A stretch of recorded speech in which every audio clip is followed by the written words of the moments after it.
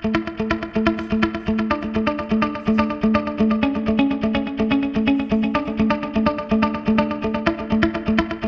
делаем операцию, выписываем, через некоторое время поступает, поскольку дома у него нет возможности восстановить силы и правильно это делать.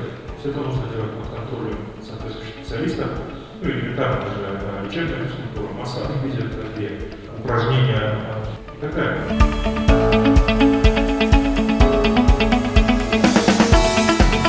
Важно, чтобы реабилитация была не только такая, как мы привыкли вот после травмы позвоночника и церебрального поврежденных людей.